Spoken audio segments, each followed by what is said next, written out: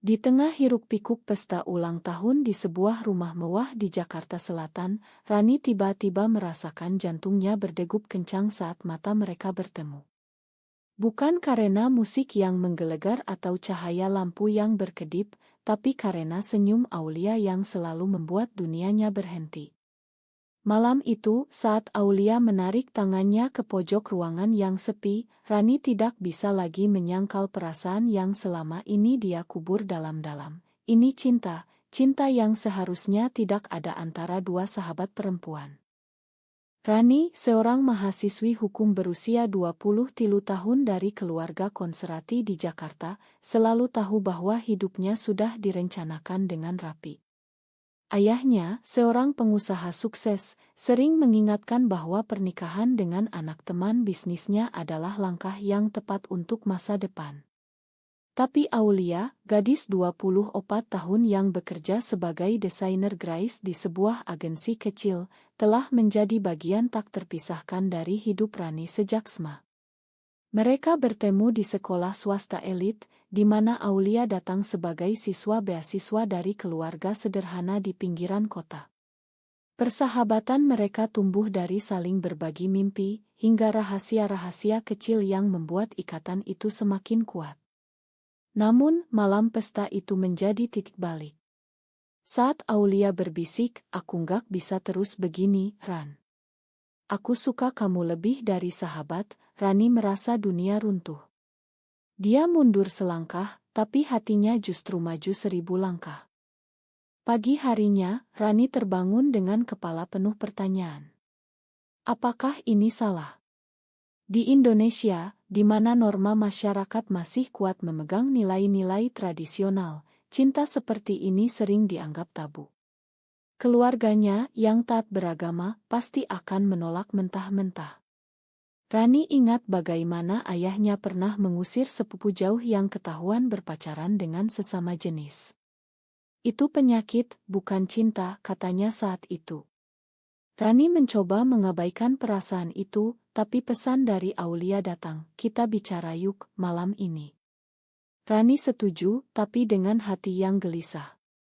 Mereka bertemu di kai kecil di Kemang, di mana Aulia menceritakan bagaimana dia telah berjuang dengan identitasnya selama bertahun-tahun. "Aku takut kehilangan kamu, Ran. Tapi aku juga takut hidup bohong."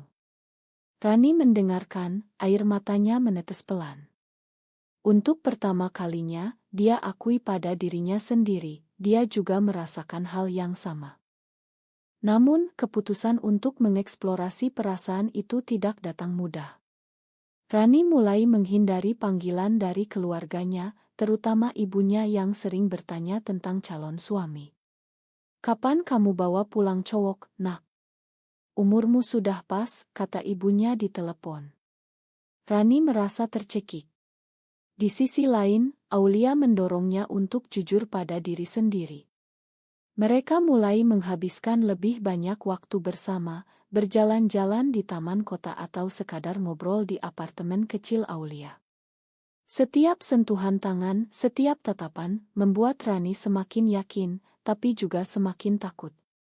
Suatu malam, saat mereka duduk di balkon, Aulia berkata, "Kita bisa mulai pelan-pelan. Gak perlu buru-buru bilang ke orang lain." Rani mengangguk, tapi dalam hati dia tahu, rahasia ini tidak akan bertahan lama. Konflik pertama muncul saat Rani diundang ke acara keluarga besar. Ayahnya memperkenalkannya pada Andi, anak teman bisnisnya, seorang pemuda tampan dari keluarga kaya. "Kalian cocok, Ran. Dia lulusan luar negeri, karirnya bagus," kata ayahnya dengan bangga. Rani tersenyum paksa, tapi pikirannya melayang ke Aulia. Malam itu saat dia pulang, Aulia menelepon. "Kamu baik-baik aja?" tanyanya.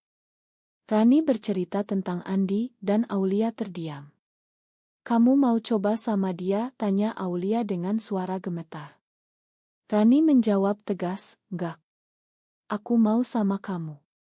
Tapi kata-kata itu membuat Aulia tersenyum, sekaligus menambah beban. Mereka tahu, ini baru permulaan dari badai yang akan datang. Rani mulai merasakan tekanan dari dalam dirinya sendiri. Setiap malam, dia bergulat dengan pertanyaan moral, apakah ini benar? Agamanya mengajarkan bahwa cinta harus antara pria dan wanita. Tapi perasaan ini terasa begitu alami, begitu murni. Dia mencari jawaban di buku-buku psikologi yang dia pinjam dari perpustakaan kampus, membaca tentang identitas seksual dan perjuangan komunitas LGBT di Indonesia. Beberapa cerita membuatnya terinspirasi, tapi yang lain membuatnya takut. Ada kasus di mana orang-orang seperti mereka diusir dari keluarga, bahkan mengalami kekerasan. Rani memutuskan untuk bertemu dengan seorang konselor di kampus, tapi dia ragu. Bagaimana kalau dia bilang ini salah, gumamnya sendirian. Sementara itu, Aulia menghadapi masalahnya sendiri. Keluarganya, yang tinggal di Bogor, sering menanyakan tentang pacar. Ibunya, seorang ibu rumah tangga yang sederhana, mimpi melihat anaknya menikah dan punya keluarga. Aulia pernah mencoba bercerita pada kakaknya, tapi kakaknya menasihati, jangan macam-macam, Lia. Itu cuma AC. Aulia merasa sendirian, tapi kehadiran Rani memberinya kekuatan. Suatu hari, mereka pergi ke pantai di Anyer untuk liburan singkat. Di sana, di bawah matahari terbenam, mereka berjanji untuk saling mendukung. Apapun yang terjadi, kita hadapi bareng, kata Rani. Aulia memeluknya erat, tapi di hatinya, dia tahu janji itu akan diuji. Kembali ke Jakarta, realitas menyergap. Teman-teman mulai curiga dengan kedekatan mereka. Salah satu sahabat Rani, Mia, bertanya langsung, kalian pacaran ya? Kok sering banget bareng? Rani panik dan menyangkal, tapi Mia tersenyum sinis. Hati-hati, Ran. Di sini orang suka gosip. Kata-kata itu membuat Rani gelisah. Dia mulai menjaga jarak di depan umum, tapi itu menyakiti Aulia. Kenapa kamu begini? Takut orang tahu, tanya Aulia suatu malam. Rani menjawab, aku cuma lindungin kita. Tapi argumen itu menjadi yang pertama, meninggalkan retak kecil di hubungan mereka. Retak itu semakin melebar saat ayah Rani mengumumkan rencana pertunangan dengan Andi. Ini demi masa depanmu, Ran. Andi orang baik, katanya di meja makan keluarga. Rani terdiam, tapi hatinya berteriak. Malam itu, dia lari ke apartemen Aulia, menangis di pelukannya. Aku nggak bisa, Lia. Aku nggak mau. Aulia menghiburnya, tapi dia juga merasa takut. Kita harus bilang ke keluargamu. Gak bisa terus sembunyi. Rani menggeleng, mereka akan bunuh aku. Kata-kata itu berlebihan, tapi mencerminkan ketakutannya. Keesokan harinya, Rani memutuskan untuk bicara dengan ibunya terlebih dahulu. Ibunya, seorang wanita lembut tapi teguh pada norma, mendengarkan dengan mata melebar. Kamu suka perempuan? Itu nggak benar, nak. Itu pengaruh buruk. Rani mencoba jelaskan, ini aku yang sebenarnya, Bu. Tapi ibunya marah, jangan bilang ke ayahmu dulu. Kita cari bantuan. Rani pulang dengan hati hancur, tapi setidaknya ada harapan kecil. Namun, ibunya diam-diam mulai mencari informasi tentang penyembuhan untuk orientasi seksual. Aulia, di sisi lain, mulai merasakan tekanan dari pekerjaannya. Rekan kerjanya, yang tahu dia sering bersama Rani, mulai bergosip. Aulia lesbian ya? Hati-hati, jangan deket-deket. Kata-kata itu menyakiti, tapi Aulia tetap tegar. Dia memutuskan untuk bergabung dengan komunitas LGBT online, di mana dia bertemu dengan orang-orang yang punya cerita serupa. Salah satunya, seorang wanita bernama Sinta, berbagi pengalaman bagaimana dia kehilangan pekerjaan karena identitasnya. Kamu harus kuat, tapi juga pintar, nasihat Sinta. Aulia menceritakan itu pada Rani, berharap memberi semangat. Tapi konflik memuncak saat Andi datang ke rumah Rani untuk makan malam. Dia ramah, tapi Rani dingin. Ayahnya marah setelah Andi pulang, kenapa kamu begitu? Ini kesempatan bagus. Rani akhirnya meledak, aku nggak suka cowok, yah. Aku suka Aulia. Ruangan hening. Ayahnya memukul meja, apa katamu? Keluar dari rumah ini kalau begitu. Rani lari keluar, menuju Aulia. Malam itu mereka tidur di apartemen kecil, saling peluk dalam ketakutan. Keesokan paginya, Ibu Rani datang ke apartemen Aulia. Kembalilah, Ran. Kita bisa atasi ini. Tapi di balik kata-kata itu ada ancaman halus. Kalau ayahmu tahu lebih dalam, dia bisa potong bantuanmu. Rani ragu, tapi Aulia mendorongnya untuk pulang. Jangan karena kamu kehilangan keluarga. Rani pulang, tapi dengan janji untuk tetap bertemu diam-diam, namun keputusan itu menjadi awal dari pengkhianatan. Rani mulai dipaksa ikut terapi konversi oleh ibunya. Konselor, seorang pria paruh baya, bilang ini bisa disembuhkan dengan doa dan usaha. Rani pura-pura setuju, tapi dalam hati dia memberontak. Setiap sesi membuatnya semakin depresi. Dia mulai jarang bertemu Aulia dengan alasan sibuk kuliah. Aulia curiga, tapi Rani bohong, aku baik-baik aja. Kebohongan itu menumpuk, membuat hubungan mereka tegang. Suatu hari, Aulia bertemu dengan Mia, sahabat Rani. Mia bilang, Rani lagi ikut terapi buat normal lagi. Dia bilang ke gue. Aulia syok, merasa dikhianati. Dia konfrontasi Rani, kamu nyerah. Kamu pilih mereka daripada kita. Rani menangis, aku cuma mau lindungin kamu. Kalau aku lawan sekarang, kita berdua hancur. Argumen itu berakhir dengan Aulia pergi, meninggalkan Rani sendirian. Rani mencoba hubungi Aulia, tapi diabaikan. Dia merasa kehilangan, tapi juga marah pada dirinya sendiri. Di terapi berikutnya, dia berpura-pura maju, bilang, aku mulai suka Andi. Konselor senang, tapi Rani hancur.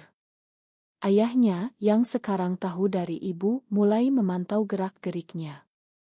Jangan deket lagi sama Aulia itu, perintahnya. Rani patuh di permukaan, tapi diam-diam dia kirim pesan minta maaf. Aulia balas singkat, aku butuh waktu. Waktu itu berlalu dengan lambat. Rani terjebak dalam rutinitas palsu, kuliah, terapi, dan pertemuan dengan Andi.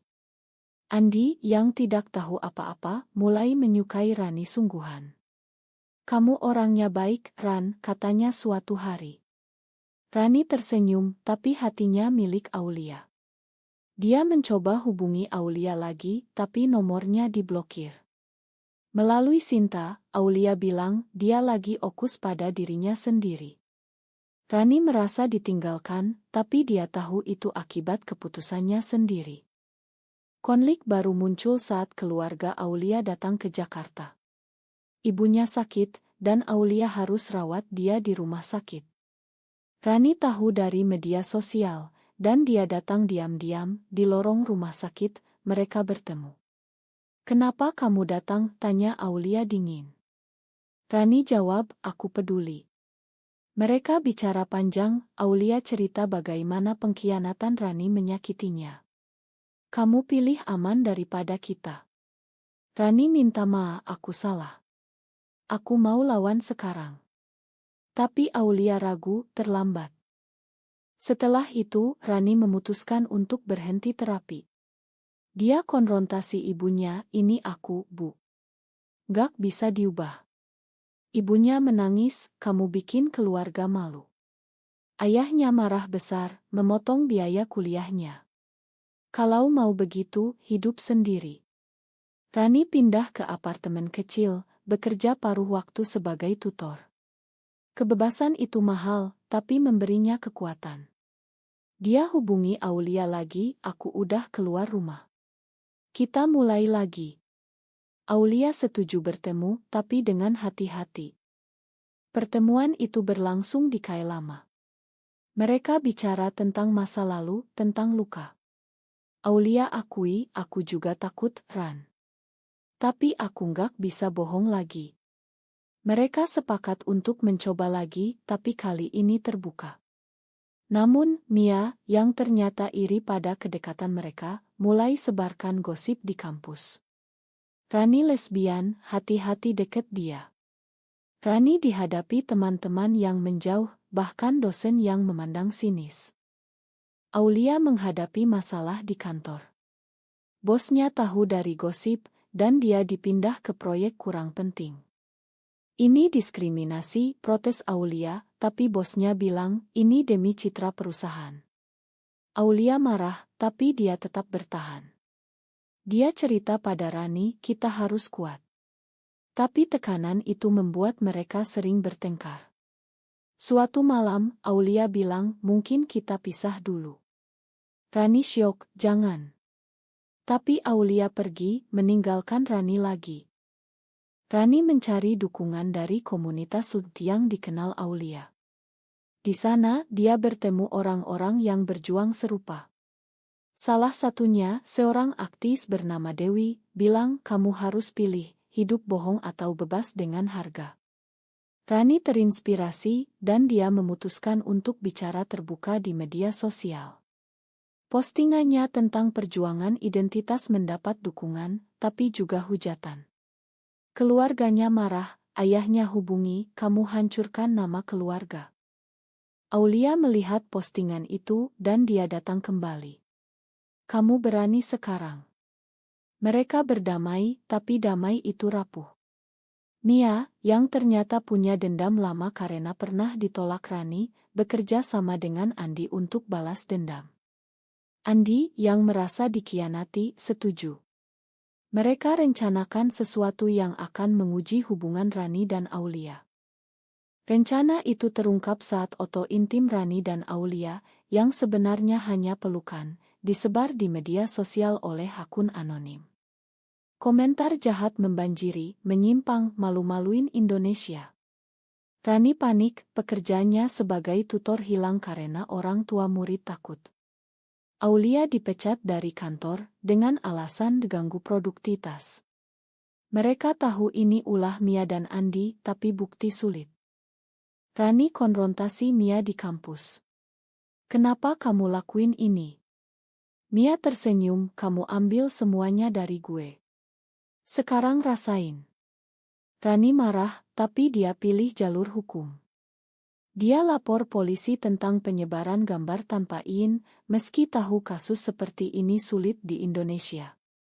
Aulia mendukung, tapi tekanan membuatnya depresi. Mungkin kita salah dari awal, katanya suatu hari.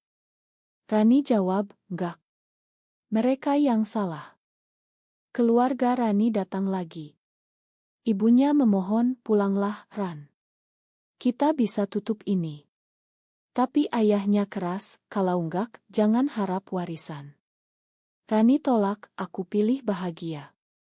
Keputusan itu membuatnya kehilangan dukungan finansial total.